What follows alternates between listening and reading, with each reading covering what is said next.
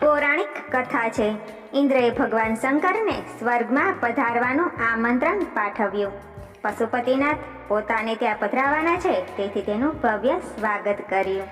ઇન્દ્રના દરબારમાં તો સ્વર્ગીય મંચ પર અપ્સરાઓ નૃત્ય કરે, ગંધર્વો ગીતાનવાદન, છતાંય શંકર ભગવાનના મુખ ઉપર પ્રસન્નતાની રેખા ન હતી. ઇન્દ્રએ નારદજીને પૂછ્યું, આ પવિત્ર શ્રાવણ માસ છે, વળી અજા એકાદશી જેવો પવિત્ર દિવસ છે, છતાં શિવજીના મુખ ઉપર પ્રસન્નતાની રેખા કેમ બતાતી નથી? માટે શિવજીને પ્રસન્ન થાય તેવો કંઈ ઉપાય બતાવો. ત્યારે નારદજીએ કહ્યું, તમે બધા દેવો ભોગવાદી છો, તમને રાત દિવસ કલ્પવૃક્ષ, અપ્સરાઓ અને અમૃત સિવાય બીજું કંઈ દેખાતું જ નથી. શિવ તો પશુપતિ નાથ છે, માટે પૃથ્વી લોકમાંથી પશુઓ સ્વર્ગમાં લઈ આવો. જો દરેક પ્રાણી પોતપોતાની કલા દર્શાવે તો કદાચ શિવજી પ્રસન્ન થઈ જાય. ઇન્દ્રની આજ્ઞાનું પાલન થયું.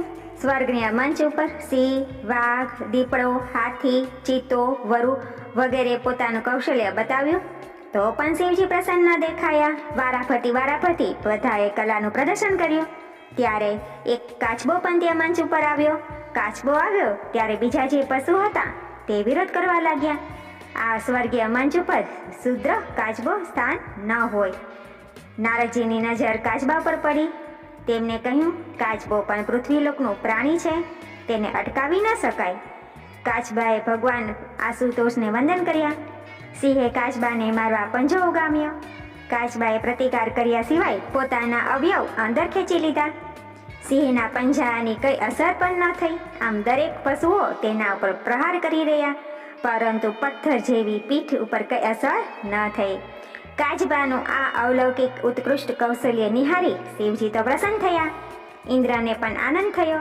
શિવજીએ નિર્ણાયક અદાથી કહ્યું કે આજની સ્પર્ધામાં પહેલું સ્થાન આ કાચબાને મળે.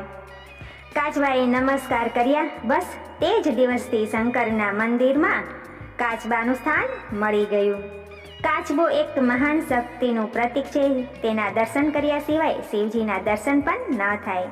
કહેવાનું તાત્પર્ય એ છે કે કાચબાની માફક જેની પીઠ અભેદ બને છે, એવા વ્રત કરનારને કનક, કાંતા કે કીર્તિના આઘાતો વિચલિત કરી શકતા નથી. કાચબા પાસે પોતાના અંગો ખેંચી લેવાની અમોઘ શક્તિ છે. આ દ્રષ્ટાંત દ્વારા વ્રત કરતાએ સ્વયંનું મહત્વ સમજવાનું છે. શ્રી કૃષ્ણ યુધિષ્ઠિરને સત્યવાદી હરિશ્ચંદ્ર રાજાની કથા કહીને સંભળાઈ. તો સાંભળો, હે રાજન, કર્મયોગે હરિશ્ચંદ્રએ પત્ની તથા પુત્રને વેચી નાખ્યા અને પોતે પણ ચંડાળને